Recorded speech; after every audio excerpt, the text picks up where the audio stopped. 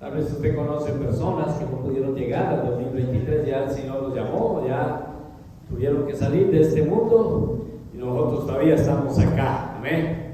Y es que Dios, si Dios nos permitió llegar hasta el día de hoy, es porque Dios tiene un propósito con nosotros, amén. Tiene algo para usted. Y Dios le da un día más de vida, es porque Dios quiere que usted haga algo en ese día para su gloria, para que usted tenga la oportunidad todavía de obedecer al Señor en todo lo que Dios le está pidiendo.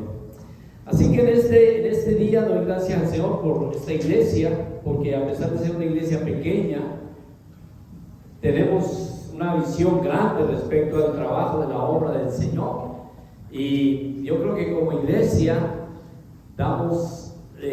estamos agradecidos con Él por lo que nos ha permitido llegar a hacer en el año pasado, y este informe todavía no lo tenemos, pero se hizo un gran esfuerzo misionero por parte de nuestra iglesia para ayudar por lo menos a cuatro entidades, de las cuales una de ellas es la que mi esposita acaba de presentar, que es la Iglesia de Nazareno a nivel mundial. Cada mes hemos enviado ofrendas hacia la Iglesia de Nazareno Central en Kansas City para que ellos distribuyan. Y como ustedes se están dando cuenta, la Iglesia de Nazareno sigue expandiéndose a nivel del mundo, ya está llegando a países como Siria, donde no había iglesia, y porque es un país supremamente difícil, es muy parecido a Pakistán en el sentido de que hay mucha oposición al evangelio por parte de grupos religiosos que son fuertes allá, como el Islam, por ejemplo, y en otros lugares donde hay una completa apatía de la palabra de Dios, está llegando la palabra de Dios. Nosotros estamos enviando nuestro aporte allí para que la obra siga, y es una alegría ver que la Iglesia de Nazareno es una iglesia misionera. Por eso me da alegría que nosotros como iglesia acá no hemos perdido esa identidad, al contrario, este año la afianzamos más y queremos en este año tener una visión mucho más grande, más fuerte, más clara, porque esa es la forma para crecer. Yo les voy a invitar a que abran su Biblia conmigo en el libro de los Hechos de los Apóstoles, capítulo 11. Libro de los Hechos de los Apóstoles, capítulo 11. Quiero que miren conmigo la palabra de Dios allí, en el libro de los Hechos, capítulo 11, que dice la palabra del Señor. Hechos, capítulo 11.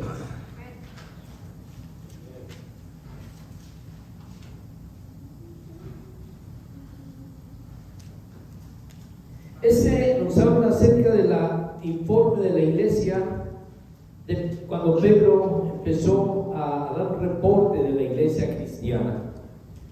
Y el día de hoy me parece que es uno de los días más importantes para nosotros, porque nos hace ver la importancia que tiene el hecho de que seamos una iglesia. ¿Para qué somos una iglesia? Y ese es el tema de hoy. ¿Para qué Dios quiere que seamos una iglesia? ¿O para qué estamos aquí? Ese es básicamente el tema que vamos a tratar hoy.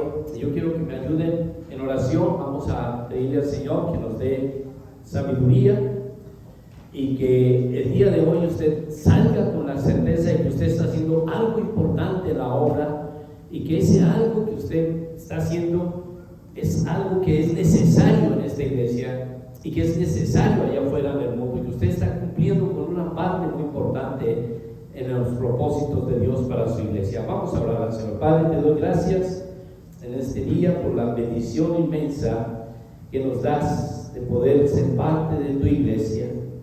Gracias, Señor, porque eres un Dios maravilloso y bueno. Eres un Dios que llena de bendición su pueblo. Eres un Dios que nos da más allá de lo que pedimos o entendemos. Eres un Dios, Padre, que recompensa a aquellos que obedecen su palabra, y que fortalece y bendice y da un sentido de vida a cada ser humano. Por eso en esta tarde yo te pido que me uses a mí para bendecir la iglesia con un mensaje de tu palabra, y que ese mensaje no solamente sean palabras, pero que se convierta en acción en la vida de cada uno de mis hermanos. Y yo te pido, Padre, en esta tarde que bendigas a tu pueblo, a tu iglesia, y a cada uno de tus hijos aquí en este lugar, en el nombre de Cristo Jesús. Amén. Amén. Bien, entonces, ¿cuál es el propósito de la iglesia? ¿Para qué está usted aquí? Nunca se ha preguntado, ¿por qué voy yo allá y me siento en la iglesia a escuchar? ¿Por qué? ¿Cuál es la razón que hago eso? Tal vez porque me enseñaron mis padres a hacer eso. Mis padres me dieron ejemplo. ¿Qué es lo que usted está esperando de la iglesia? ¿Qué es lo que usted quiere hacer en la iglesia? ¿Cómo? Si yo le digo, proyéctese, a usted, proyéctese ahora, ¿qué me va a estar haciendo dentro de 10 años? ¿Cómo se ve usted? ¿Qué está haciendo usted dentro de 10 años? ¿Me ve la misma persona llegar, sentarse, escuchar a los hermanos cantar y de pronto cantar usted unos coros, de pronto leer unos versículos de la Biblia y luego irse? ¿Se ve así? Esa es la forma, eso es lo que Dios quiere para usted en la iglesia. Yo creo que debe ser algo más que eso. Hay mucho más, y de hecho no hay. Hay muchísimas cosas, porque la iglesia es la institución más importante que existe en el mundo. Desde que se fundó la iglesia, desde que la iglesia fue establecida,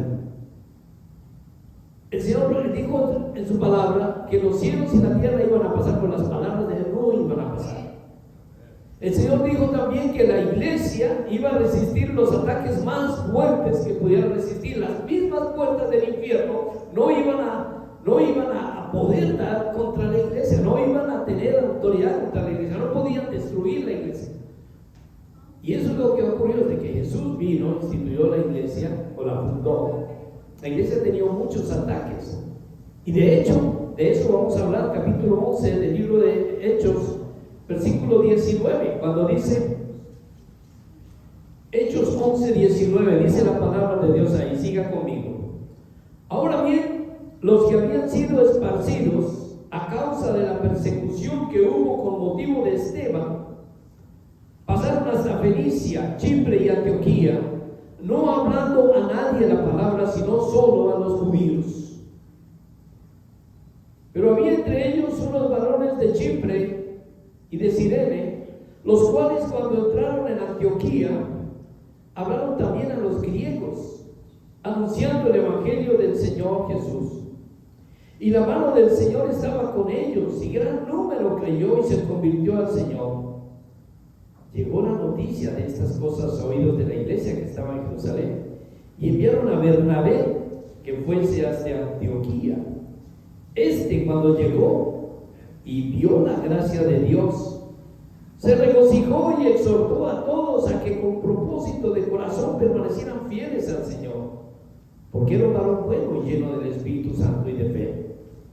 Y una gran multitud fue agregada al Señor. Después fue Bernabé a Tarso para buscar a Saulo, y hallándole, le trajo a Antioquía. Este texto que está aquí, sencillo, nos habla a nosotros de cómo la iglesia se abre al mundo entero.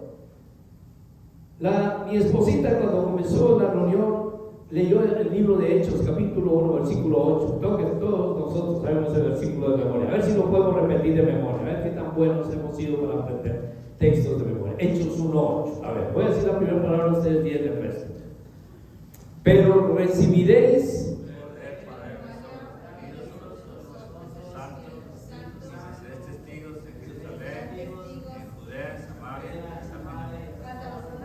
Bueno, lo sabemos, pero en un poquito de desorden. A ver si lo podemos hacer todos en orden. Me gusta. Pero recibiréis poder cuando haya venido sobre vosotros el Espíritu Santo, y me seréis testigos en Jerusalén, en toda Judea, en Samaria y hasta lo último de la tierra. Y habiendo dicho estas cosas, dice fue al Salmo. Ok, ese texto fueron las últimas palabras del Señor Jesús aquí en la tierra después de haber resucitado. Los discípulos estaban con él, en ese instante el Señor fue levantado y los discípulos quedaron viendo allí cuando él se iba, y los juntó una nube. Luego unos ángeles del cielo con vestiduras blancas vinieron y dijeron a la gente: ¿qué están mirando ustedes ayer ahí? ¿Qué es lo que están mirando? Ese mismo Jesús que han visto ustedes subir. Él un día va a venir y va a levantar la iglesia, va a venir por la iglesia, va a volver otra vez. Eso es lo que la iglesia ha estado esperando desde que Jesús se fue. Ya llevamos 2000 años en eso y a algunos les parece mucho tiempo. Como dice Pedro, hay algunos que todavía piensan que ¿dónde está? ¿Qué pasó? No dijeron que iba a llegar, pero es que 2000 años para el Señor son como 2 días nada más, dice el libro de los Salmos. 1000 años para Dios son como un día, y 1000 días son como 1000 años son como un día, y 1000 días como un año. Dios no tiene tiempo. En otras palabras, no podemos decir, Señor se equivocó, no va a llegar. Porque el Señor sí va a llegar. Él nos dio unas pautas de cuándo iba a venir y nos dijo cuándo iba a regresar, pero no nos dijo el día exacto. Digo, cuando se cumplan ciertas cosas, entonces yo voy a venir. Y es la razón porque en estos días nosotros como iglesia estamos un poquito como más, que diría yo, como más entusiasmados, porque estamos viendo las señales más evidentes que antes. Las cosas que se están viendo en este tiempo nunca se habían visto antes. Enfermedades, ¿cuándo se había visto que el mundo entero se cerrara por una enfermedad? Nosotros ya vimos eso, ¿no?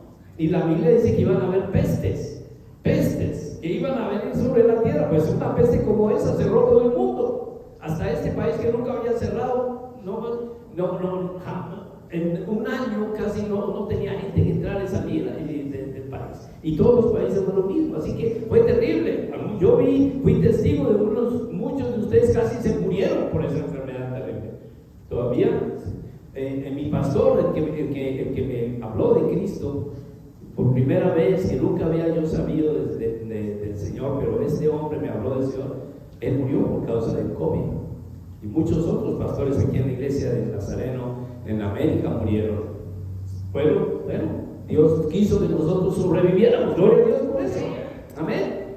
Así que señales se están cumpliendo. Eso es más evidente, más emocionante, porque el Señor ahora está más cerca. Y como podría decir Pedro, el Señor está más cerca del día que cuando creímos. Así que vamos, tenemos que seguir adelante. La iglesia de Jerusalén fue la iglesia donde empezó, o en Jerusalén más bien, fue donde comenzó la iglesia cristiana. Y allí en Jerusalén, los hermanos, los 120 números, recibieron poder del Espíritu Santo, y vino el Espíritu Santo sobre ellos, y ese día se inauguró la iglesia en Jerusalén. Pero ustedes acaban de decir que el Señor dijo, pero recibiréis poder cuando haya venido sobre vosotros el Espíritu Santo, y me van a hacer, ¿qué?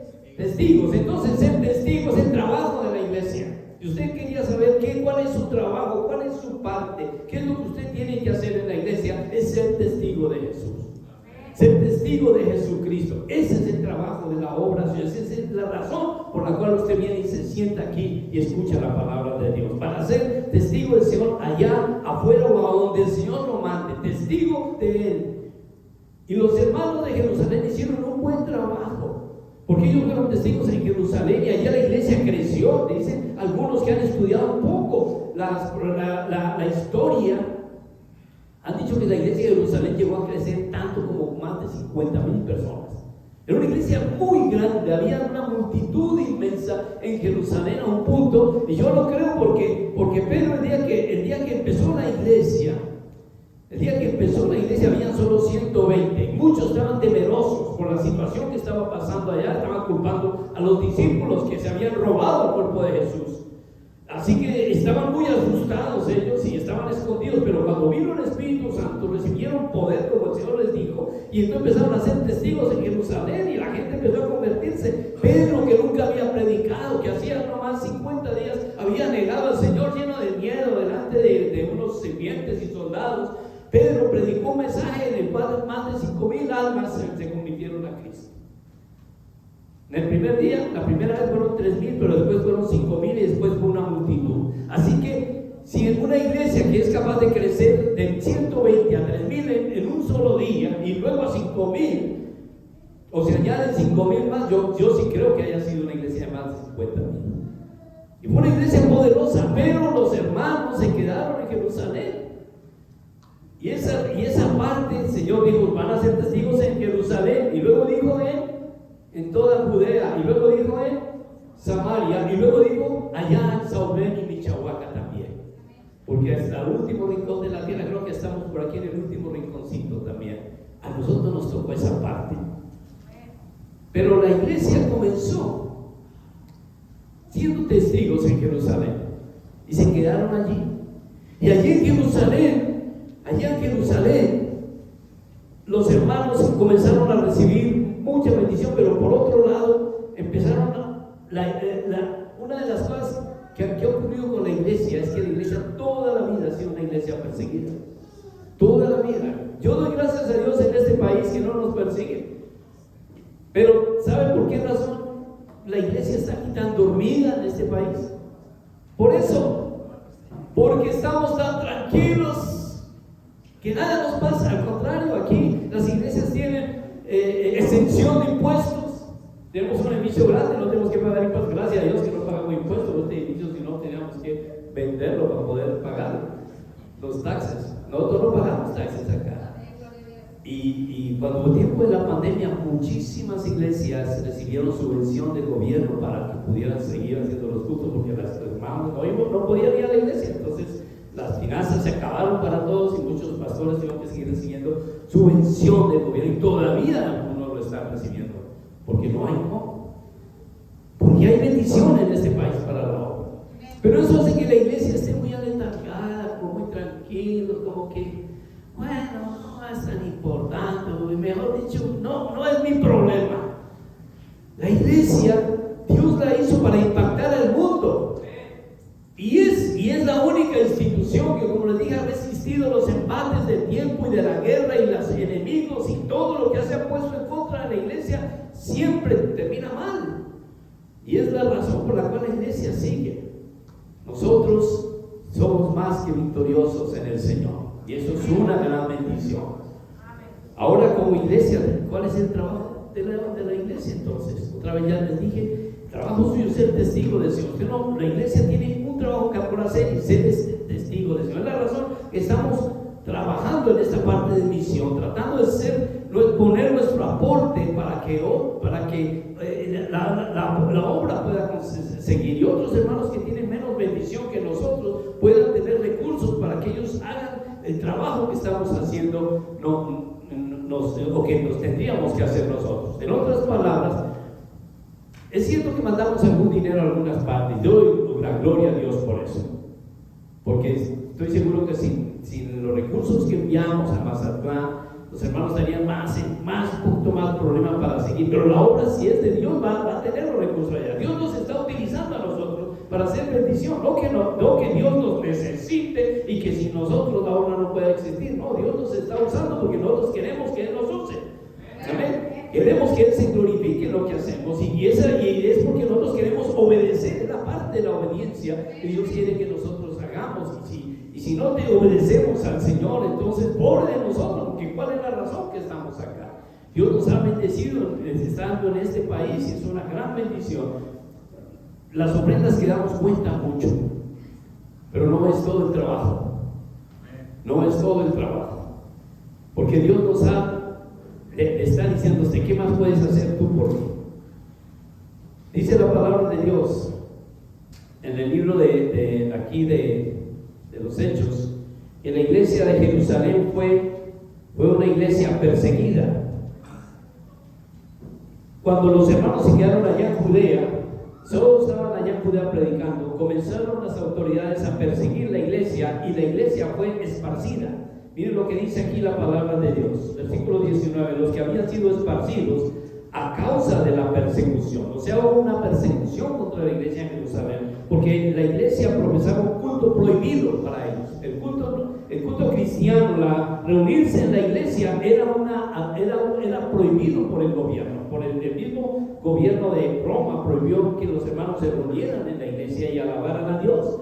Era un culto que no se permitía, porque el único culto que se permitía era el culto del emperador. Era la religión judía. Los enemigos, los mismos judíos no querían que la iglesia existiera. Entonces hubo una gran persecución, y dice la palabra que los hermanos pasaron hasta Fenicia. Cuando fueron esparcidos, se fueron algunos hasta Fenicia, Chipre y Antioquía.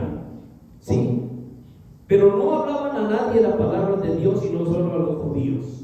Esta parte quiere decir que no estaban obedeciendo completamente al Señor, porque el Señor dijo: van a ser testigos en Jerusalén, pero también en Judea, en Samaria y hasta el último rincón de la tierra. Pero ellos querían solo hablarle a los hermanitos de Jerusalén. Y cuando fueron esparcidos, empezaron solamente a hablarle a los judíos, pero a nadie más. Pero alguien se atrevió a hacer algo distinto, y esa es la parte, y yo quiero que usted tome en cuenta, porque eso es lo que le concierne a usted. La parte que hicieron ellos, dice versículo 20: pero había entre ellos unos varones de Chipre y de Cirene, los cuales cuando entraron en Antioquía, hablaron también a los griegos, anunciando el evangelio del Señor Jesús. Unos varones de Chipre y unos varones de Cirene dijeron: vamos a hablar de Dios a otra gente que no sea judía, vamos a hablar a los gentiles. Y en Antioquía fue la primera vez que se habló del evangelio del Señor, aparte del pueblo judío, ¿no? Fue la primera vez que se habló del evangelio de Cristo, y el evangelio en Antioquía fue tan hermoso, fue tan bonito y entró con tanta fuerza allí, que los hermanos en Antioquía, miren lo que dice más adelante, ¿sí?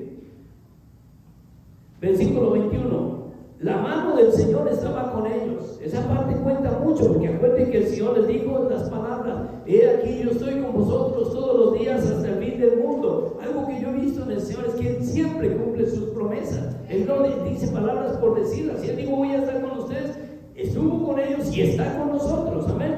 Y un gran número creyó y se convirtió al Señor en Antioquía. Por primera vez en Antioquía, en una parte que no era judía, gente creyó al Señor, y un gran número se convirtió al Señor.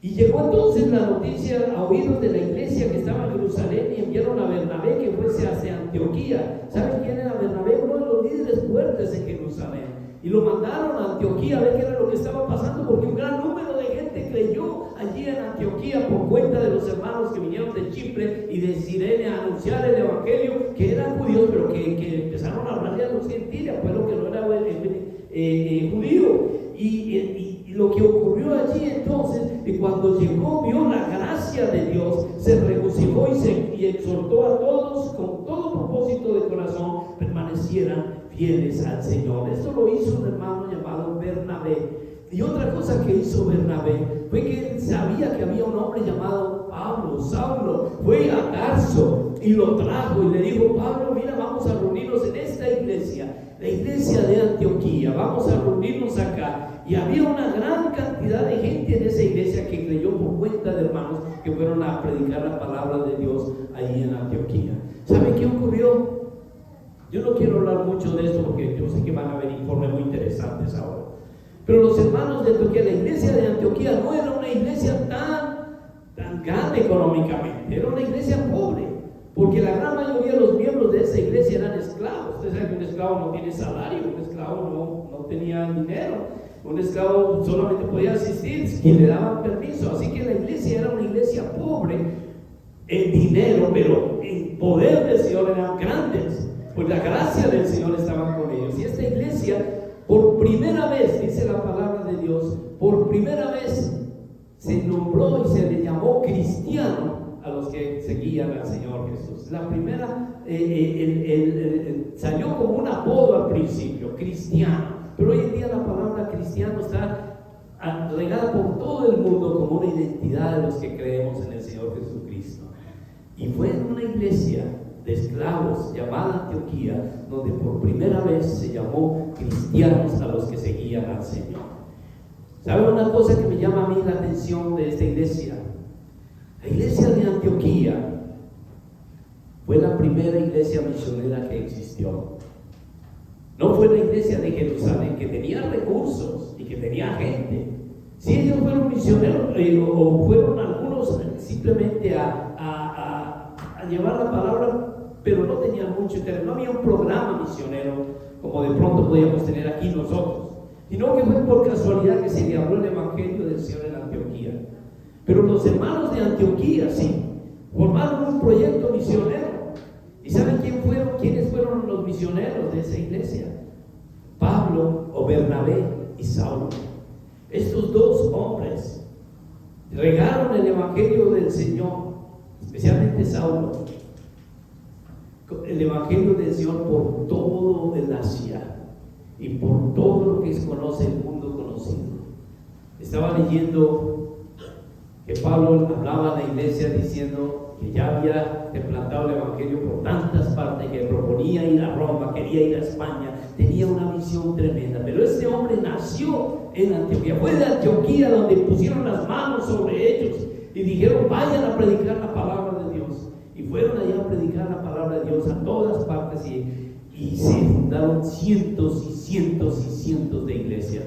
Lo interesante es que Pablo no le decían: Pablo, aquí tenemos este dinerito, porque no, la única cosa que podían hacer era una iglesia pobre, ponían las manos sobre ellos y les decían: váyanse. Y ellos se fueron sin dinero, solamente predicar la palabra de Dios con el llamado nomás que tenían y no más. Pero por razón Pablo decía: todo lo puedo en Cristo que me fortalece. Si la obra va a necesitar dinero, el Señor tiene el dinero. No, ese dinero no debe ser un impedimento para que la obra crezca. El único impedimento usted lo conoce y puede ser usted mismo. ¿Qué le impide a usted servir a Dios? ¿Qué le impide? ¿Qué es lo que le está diciendo a usted? No puedes hacer nada. Mira, una iglesia que no tenía recursos fue capaz de impactar a un mundo entero con la palabra de Dios. Una iglesia que era perseguida, porque en muchos lugares donde llegaban directamente a la cárcel. Fueron muchos los penurias que pasó la iglesia. En ese tiempo ser cristiano costaba la vida. Muchos cristianos fueron, y si ustedes han oído un poco de historia romana, sabrán que muchos cristianos llevaban directamente a los circos para que fueran devorados por leones y para que fueran escarnio al espectáculo grotesco de ver morir a la gente allá por causa del Señor. Es triste, pero eso pasó con la iglesia.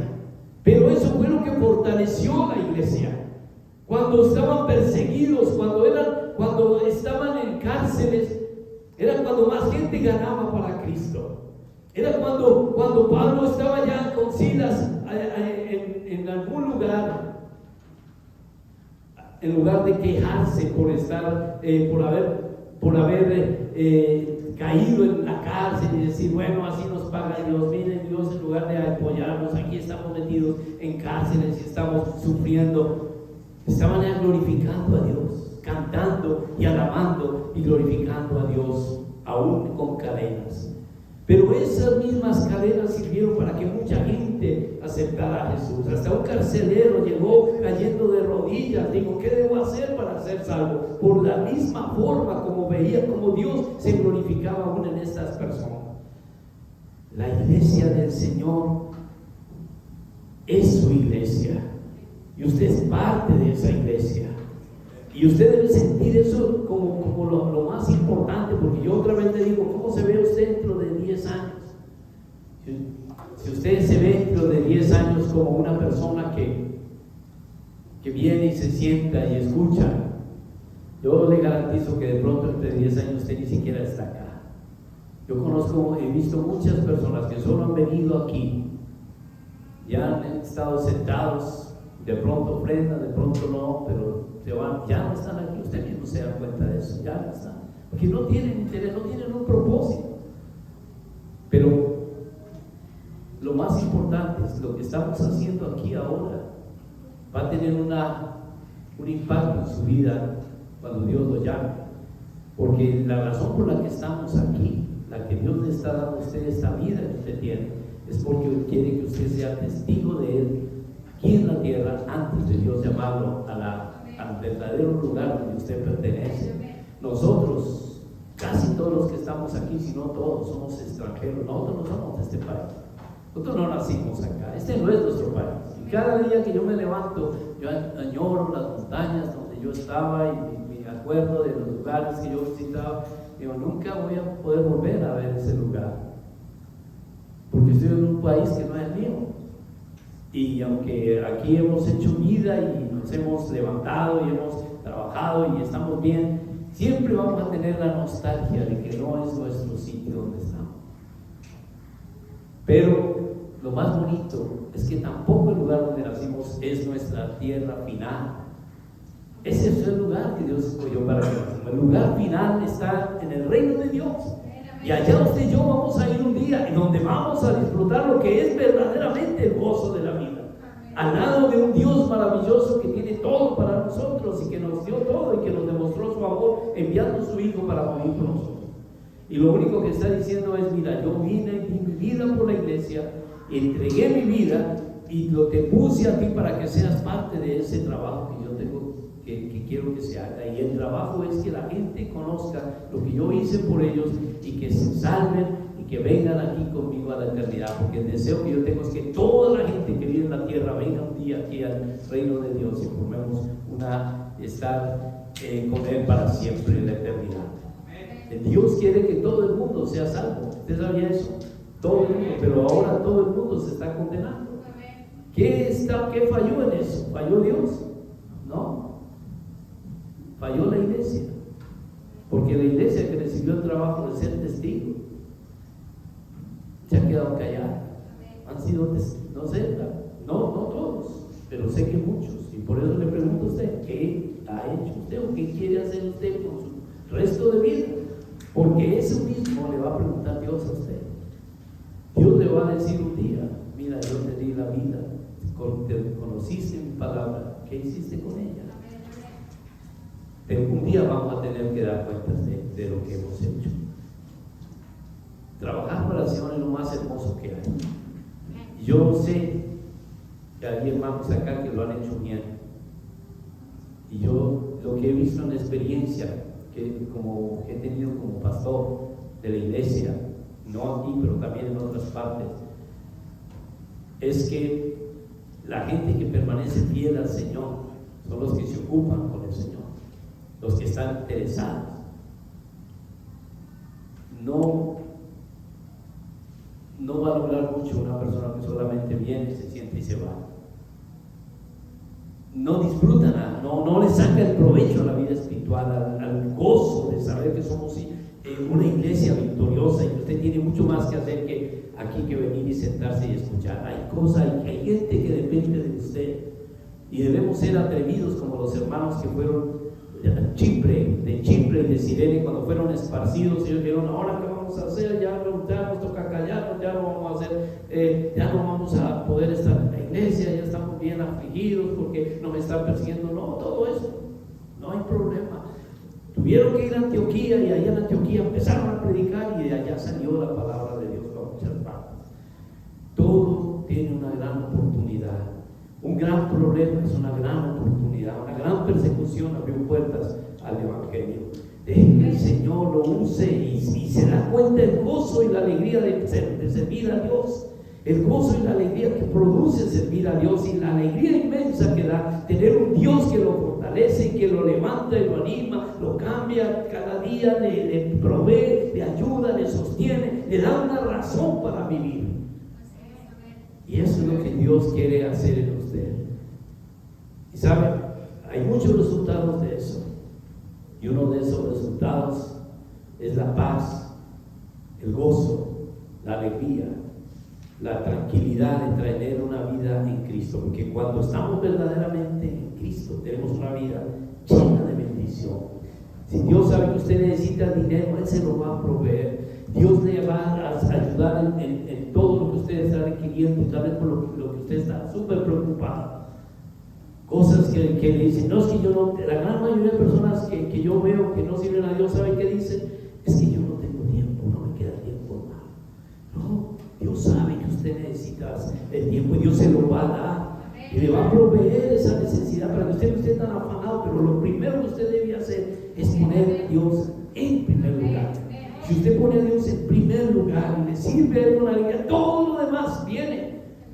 Dios le va a dar el tiempo, si está tan preocupado porque sus hijos, sus hijas no andan con Él, Dios va a arreglar eso. Dejen eso a Dios, Él se encarga de eso. Si su preocupación es porque no tiene con qué pagar las cuentas de la casa y del carro, sírvale a Dios y Dios le va a dar lo que usted necesita.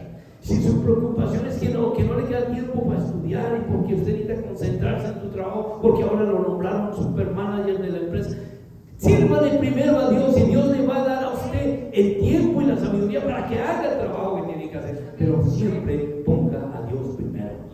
Y se va a dar cuenta cómo todo lo demás se va arreglando y cómo usted le va a sacar el provecho y la alegría y va a decir como el rey David dijo: me alegré cuando me dijeron voy a la casa del Señor a alabarlo, a bendecirlo, porque Él ha hecho tanto por mí y porque un día voy a estar con Él.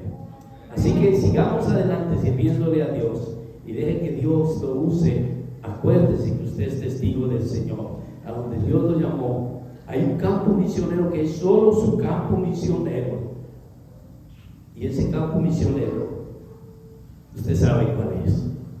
Hay personas que nunca van a oír de Dios, nunca van a oír de Jesús, que usted las conoce y nunca van a oír de Jesús, a no ser de que usted les hable de Jesús. Y si usted no lo hace, usted un día le va a tener que dar cuenta a Dios de eso, porque le dijo: mira, ahí te puse en campo misionero. Esas personas te podían oír a ti y no quisiste hablar, y no quisiste siquiera intentarlo. Hágalo y se da cuenta que ser parte de la iglesia del Señor es la emoción, es lo más emocionante que puede haber en el mundo. Vamos a orar. Padre, te doy gracias en esta tarde por nos has dado la oportunidad de recordar la importancia que tiene ser misionero, trabajar en tu obra. Te doy gracias por esta iglesia, Señor, que recoge y cada mes estamos aportando para un ministerio carcelario allá en Mazatlán. Te damos gracias por estos hermanos y te pedimos que usen y bendigas esta ofrenda y la multipliques para que haya suficiente, Señor, necesidades que tienen allá puedan ser suplidas en tu nombre. Te doy gracias, Padre. Como también te doy gracias por la ofrenda que se levanta para Colombia. Te doy gracias porque yo sé, Señor, que cada centavo ayuda para que niños conozcan, para que niños puedan tener un plato de comida para comer, porque hay países donde la comida escasea tanto, Señor. Yo sé que esto ayuda, Padre. Te doy gracias, que bendigas esta obra también. Y bendigas también cada Biblia que reciben allá en Pakistán estos hermanos. Te doy gracias por ellos. Que multiplique, Señor, los recursos para que más personas puedan tener la palabra tuya y que otros puedan conocer tu palabra ahora que tienen la oportunidad de recibirla, Padre. Que hoy sigas usando esta iglesia para que tu obra siga creciendo y avanzando para la gloria y la honra tuya. Padre, en esta tarde yo te pido, mi Dios, que bendigas esta iglesia y que, mira, oh Dios, tú sabes quiénes estamos aquí, quiénes somos parte de esta iglesia, que nos ayudes a todos a concientizarnos, Señor, a saber, Padre mío, que tenemos una responsabilidad contigo y que esa responsabilidad solo se puede pagar cuando realmente seamos testigos tuyos, Señor. Hablarle a otros de Cristo, Señor. Personas que están esperando como el carcelero para decirnos qué debo hacer para ser salvo. Nosotros tenemos tu palabra, Padre mío, y esa palabra tuya que nos des, Padre Santo, que sea una palabra suficiente para poder compartir con otros, Señor, y que otros conozcan, Padre mío, y que otras personas, Padre, que nunca han escuchado por nuestros propios labios puedan oír, y que bendigas esta iglesia, Padre Santo, porque yo sé que tú, Dios, nos va a dar la oportunidad de hacerlo para ti. Ayúdanos a comprometernos, Padre mío,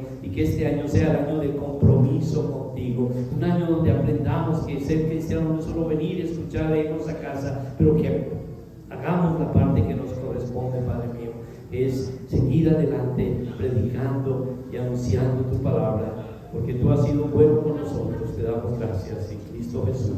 Amén. Amén. Bueno, que el Señor nos bendiga a todos.